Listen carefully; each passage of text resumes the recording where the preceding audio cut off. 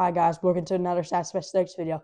Well, we're back for the 2025-2026 NFL season as week 1 basically kicks off.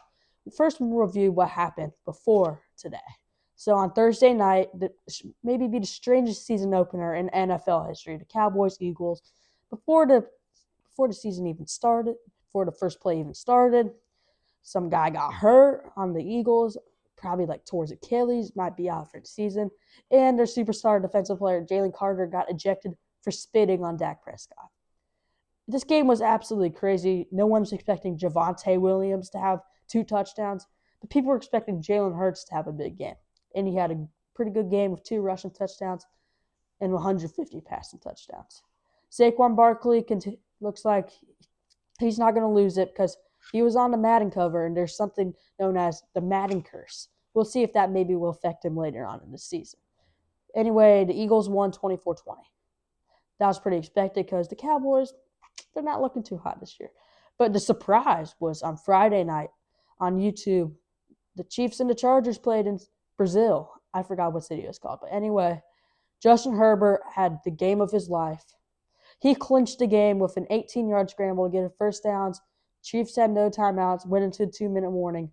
Chargers won 27-21. That's only like the second time Justin Herbert's ever beaten Patrick Mahomes. So that's a pretty big feat for Herbert.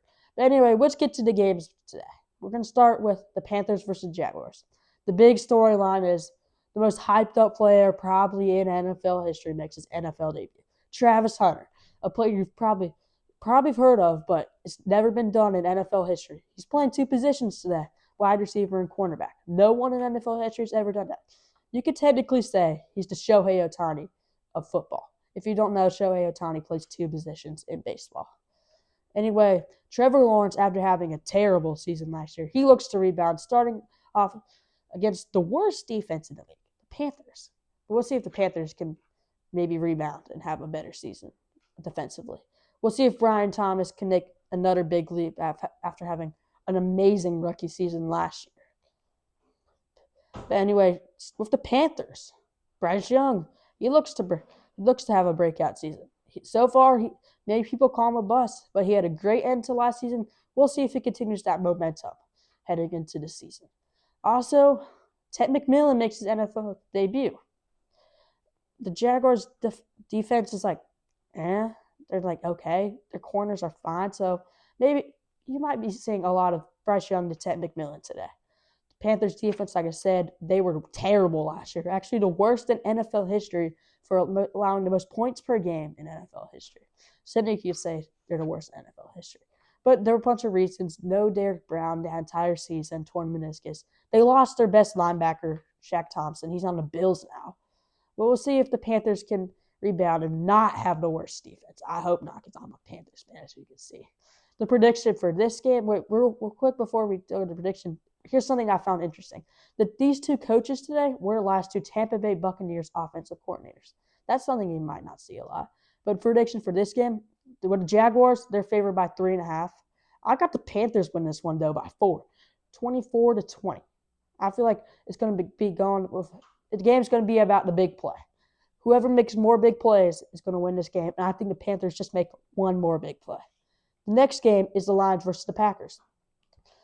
The big storyline for this game is Micah Parsons' debut for the Packers. But if you didn't know, if you've been living under a rock, Micah Parsons just got traded to the Packers in the most shocking trade maybe in NFL history. I mean, and the Cowboys got only Kenny Clark and 2 first-round picks. The biggest steal, by far the biggest steal trade in NFL history. But we'll see if and Jordan Love thinks Micah Parsons, their defense is going to 3 and out, and then Micah Parsons is going to get a sack on 3rd down. We'll see if that happens today, Jordan Love. But anyway, Jordan Love, he looks to have a finally good season. Last year, he was okay. The season before, he was also okay. But this year, he's got his best weapons yet. We'll see if Matthew Golden lives up to the hype that the Packers are saying, even though he wears a really weird jersey number, 22 for a receiver. The Lions, the big storyline for them, Aiden Hutchinson's back. If you didn't know, last year in Week 6, he broke his leg, and now he's back. This is like one of the best stories in the NFL right now.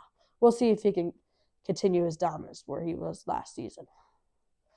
the Lions also lost both their offensive coordinator and their defensive coordinator, respectively, to the Bears and to the Jets head coaching jobs.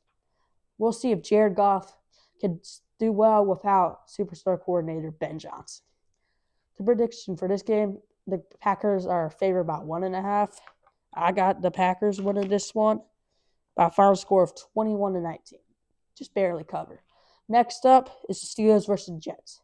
Rodgers, is now the quarterback of the Steelers after he signed in July. It was a big holdout where Aaron Rodgers didn't want to sign with anybody. The Steelers wouldn't draft a quarterback because they really wanted Aaron Rodgers. They wouldn't play it safe, and if they didn't sign him, they would have Mason Rudolph starting. And you know how that goes. If you have a bad quarterback starting, you're not going to do good, especially if you're the Steelers. Have a history of having good records.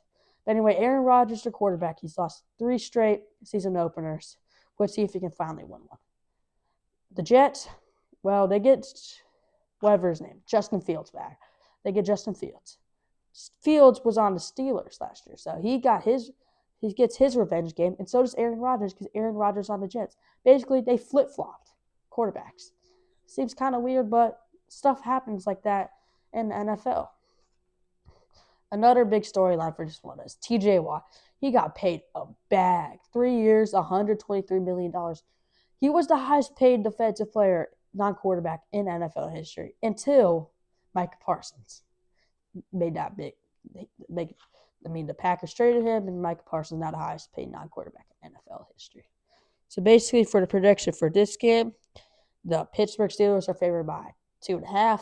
I got them with 17-9. Both these offenses aren't that good. DK Metcalf for the Steelers, probably going to be the best player offensively for both teams. Maybe Garrett Wilson, I don't know. But I feel like just quarterback play is going to be awful today. No points, basically. And then my fourth game is the Texans versus the Rams. Texans last year had a terrible O-line, the worst O-line in the NFL. Let's see if they can have a better O-line this season. Many people think they're going to do pretty bad this year, not win the division, because their O-line's going to suck. That might be the case because they just lost their best O-line and Laramie Tunsil to the Commanders. So that's not good already to lose your best O-line, and now your O-line's going to be even worse. I think their O-line's going to make a big step forward. They're not going to be the worst, but they're going to be towards the bottom. For the Rams, Matt Stafford, during training camp and preseason, he's been dealing with a back issue. We'll see if that affects him today. For the Texans also, their defense led by Derek Stingley. Let's see if he can make that jump to become the best corner in the league, maybe surpassing Pat Surtain, who won Defensive Player of the Year. Let's see if he can pull off Pat Surtain and win Defensive Player of the Year. I don't know. It can maybe happen. Also, C.J. Stroud looking to finally break out and maybe make the Texans some AFC contenders. The Rams are kind of already NFC contenders, but we'll see if Puka Nacua can finally have his best season after being really, really consistent. A bunch of catches, a bunch of yards, but not many touchdowns. We'll see if he can get those touchdowns this year. So for this game, the Rams are favored by 3.5, and I got the Rams winning this one 27-24. So even though it's by 3.5, the Rams don't cover. So pick the Texans, I guess. And my last game is the game of the week. It could also be the game of the year in week 1 already. Sunday Night Football, 8:20, Ravens versus the Bills.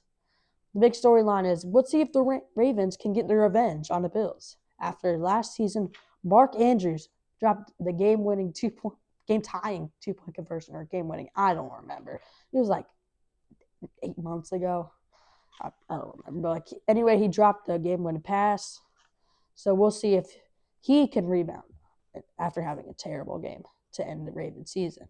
For the Bills, we'll see if Josh Allen can continue his dominance, maybe win back-to-back MVPs, or will Lamar Jackson take back to get his 3rd MVP. Derrick Henry, and he's in his 30s now. Most of the time, if you're in your 30s, you're going to slow down as a running back. He's not slowing down at all. He had his career best season last year at 30. He's 31 or 32, I don't remember now. But we'll see if he can continue his dominance. I think personally he will. The prediction for this game, well, the Ravens are favored by 1.5. I got the Bills winning this one, though. The crowd's going to be too hostile for the Ravens. They're not going to be able to get a revenge. Final score, Bills 35, Ravens 31. Well, that's all for today's video. Please leave a like and subscribe. I'll see you next time.